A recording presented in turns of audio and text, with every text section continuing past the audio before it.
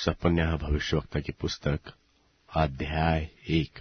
सपन्याह भविष्यवक्ता की पुस्तक अध्याय 1। आमोन के पुत्र यहूदा के राजा योशिय्याह के दिनों में यहोवा का यह वचन सपन्याह के पास, जो हिजकिय्याह के पुत्र अमर्याह का परपोता और गदल्याह का पोता और कुशी का पुत्र था, पहुंचा कि मैं धरती के ऊपर से सबका अंत कर दूंगा। यहोवा की यही वाणी है, मैं मनुष्य और पशु दोनों का अंत कर दूंगा। मैं आकाश के पक्षियों और समुद्र की मछलियों का और दुष्टों समेत उनकी रखी हुई ठोकरों के कारण का भी अंत कर दूंगा। मैं मनुष्य जाति को भी धरती पर से नाश कर डालूंगा। यहोवा की यही वाणी है। और मैं यहूदा पर और यरूशलेम के सब रहने वालों पर हाथ उठाऊंगा और इस स्थान में बाल के बचे हुओं को और याजकों समेत देवताओं के पुजारियों के नाम को नाश कर दूंगा। और जो लोग अपने अपने घर की छत पर आकाश के गण को दंडवत करते हैं और जो लोग दंडवत करते हुए इधर तो यहोवा की सेवा करने की शपथ खाते और अपने मोलेक देवता की भी शपथ खाते हैं, और जो यहोवा के पीछे चलने से लौट गए हैं, और जिन्होंने न तो यहोवा को ढूंढा और न उसकी खोज में लगे, उनको भी मैं सत्यानाश कर डालूंगा। परमेश्वर यहोवा के सामने शांत रहो, क्योंकि यहोवा का दिन निकट है। यहोवा ने यज्ञ सिद्ध किया है और अपने पहुनों को पवित्र किया है। और यहोवा के यज्ञ के दिन मैं हाकिमों और राजकुमारों को और जितने परदेश के वस्त्र पहना करते हैं उनको भी दंड दूंगा। और उस दिन मैं उन सबों को दंड दूंगा जो डेवढ़ी को लांघते और अपने स्वामी के घर को उपद्रव और छल से भरते हैं। और यहोवा की यह वाणी है कि उस दिन मछली फाटक के पास चिल्लाहट का और नए टोले मिशनाह में हाहाकार का और टीलों पर बड़े धमाके का शब्द होगा। हे मकतेश के रहने वालों, हाय हाय करो, क्योंकि सब व्यापारी मिट गए। जितने चांदी से लदे थे उन सब का नाश हो गया है। उस समय मैं दीपक लिए हुए यरूशलेम में ढूंढ ढांड करूंगा, और जो लोग दाख मधु के तलछट तथा मैल के समान बैठे हुए मन में कहते हैं कि यहोवा न तो भला करेगा और न बुरा, उनको मैं दंड दूंगा। तब उनकी धन संपत्ति लूट जाएगी और उनके घर उजाड़ होंगे। वे घर तो बसाएंगे परंतु उनमें रहने न पाएंगे, और वे दाख की बारियां तो लगाएंगे परंतु उनमें दाख मधु पीने न पाएंगे। यहोवा का भयानक दिन निकट है, वह बहुत वेग से समीप चला आता है। यहोवा के दिन का शब्द सुन पड़ता है, वहां वीर दुख के मारे चिल्लाता है। वह रोष का दिन होगा, वह संकट और सकेती का दिन, वह उजाड़ और उधेड़ का दिन, वह अंधेर और घोर अंधकार का दिन, वह बादल और काली घटा का दिन होगा। वह गढ़ वाले नगरों और ऊंचे घुमटों के विरुद्ध नरसिंगा फूंकने और ललकारने का दिन होगा। और मैं मनुष्यों को संकट में डालूंगा और वे अंधों की नाई चलेंगे, क्योंकि उन्होंने यहोवा के विरुद्ध पाप किया है, और उनका लोहू धूलि के समान और उनका मांस विष्ठा की नाई फेंक दिया जाएगा।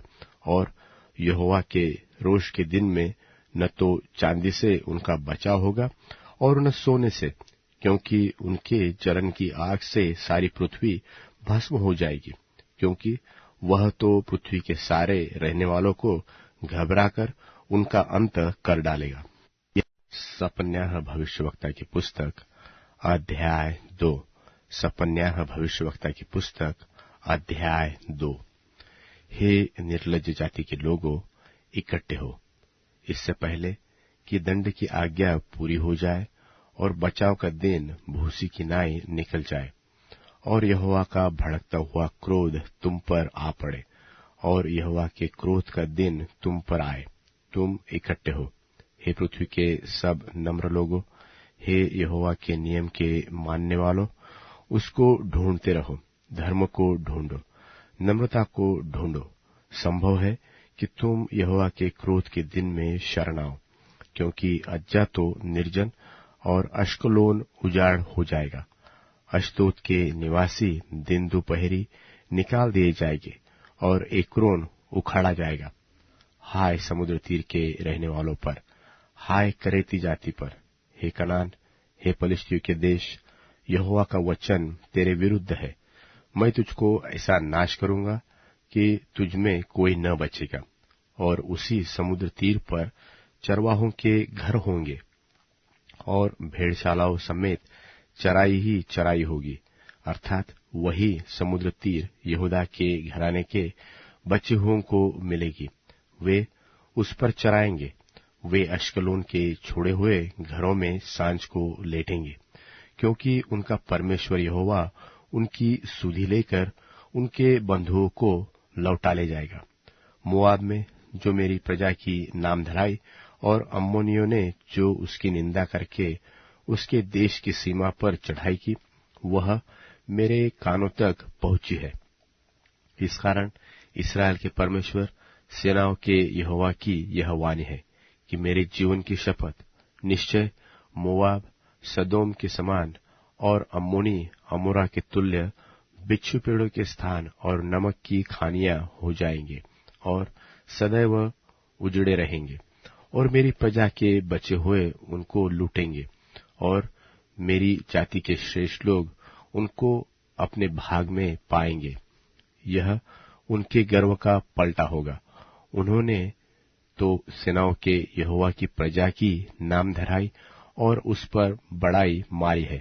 यहोवा उनको डरावना दिखाई देगा।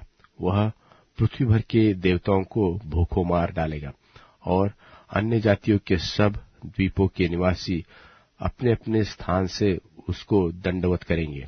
हे कुशियों, तुम भी मेरी तलवार से मारे जाओगे। वह अपना हाथ उत्तर दिशा की ओर बढ़ाकर अश्शूर को नाश करेगा और निनवे को उजाड़कर जंगल के समान निर्जल कर देगा, और उसके बीच में झुंड के सब जाति के वन पशु झुंड के झुंड बैठेंगे, और उसके खंभों की कंगनियों पर धनेश और शाही दोनों रात को बसेरा करेंगे और उसकी खिड़कियों में बोला करेंगे।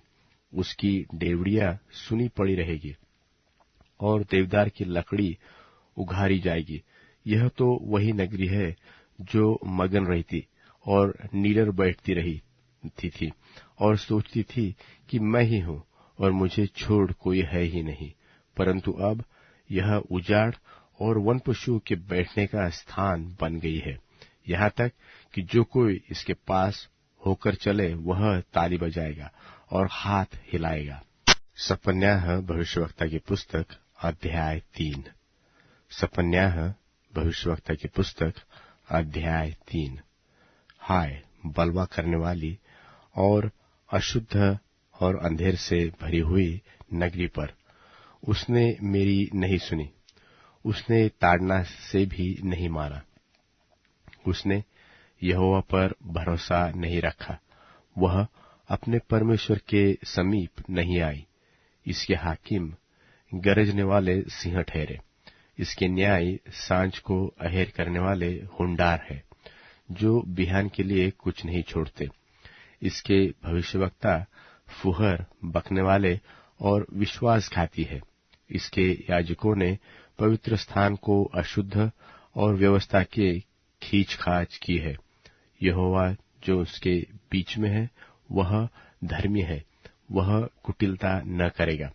वह अपना न्याय प्रति भोर प्रकट करता है, चूकता नहीं, परंतु कुटिल जन को लज्जा आती नहीं। मैं अन्य जातियों को नाश करता हूँ, यहाँ तक कि उनके कोने वाले गुम्मट उजड़ गए। मैंने उनकी सड़कों को सुनी किया, यहाँ तक कि कोई उन पर नहीं चलता। उनके नगर यहाँ तक नाश हुए कि उनमें कोई मनुष्य वरन कोई भी प्राणी नहीं रहा। मैंने कहा, अब तो तू मेरा भय मानेगी और मेरी ताड़ना अंगीकार करेगी, जिससे उसका धाम उस सब के अनुसार जो मैंने ठहराया था नाश न हो, परंतु वे सब प्रकार के बुरे बुरे काम यत्न से करने लगे। इस कारण यहोवा की यह वाणी है कि जब तक मैं नाश करने को न उठूं, तब तक तू मेरी बाट जोहते रहो। मैंने यह ठाना है कि जाति जाति के और राज्य राज्य के लोगों को मैं इकट्ठा करूंगा कि उन पर अपने क्रोध की आग पूरी रीति से भड़काऊं, क्योंकि सारी पृथ्वी मेरी जलन की आग से भस्म हो जाएगी। और उस समय मैं देश देश के लोगों से एक नई और शुद्ध भाषा बुलवाऊंगा कि वे सब के सब यहोवा से प्रार्थना करें और एक मन से कंधे से कंधा मिलाए हुए उसकी सेवा करें। मेरी तितर बित्तर की हुई प्रजा मुझसे विनती करती हुई मेरी भेंट बनकर आएगी। उस दिन क्या तू अपने सब बड़े से बड़े कामों से, जिन्हें करने से तू मुझसे फिर गई, लज्जित न होगी? उस समय तो मैं तेरे बीच से सब फूले हुए घमंडियों को दूर करूंगा और तू मेरे पवित्र पर्वत पर फिर कभी अभिमान न करेगी। और मैं तेरे बीच में दीन और कंगाल लोगों का एक दल बचा रखूंगा, और वे यहोवा के नाम की शरण लेंगे। इस्राएल के बचे हुए लोग न तो कुटिलता करेंगे और न झूठ बोलेंगे, और न उनके मुंह से छल की बातें निकलेगी। वे चरेंगे और विश्राम करेंगे, और कोई उनको डराने वाला न होगा। हे सियोन, ऊंचे स्वर से गा। हे इस्राएल, जय जयकार कर। हे यरूशलेम, अपने संपूर्ण मन से आनंद कर और प्रसन्न हो।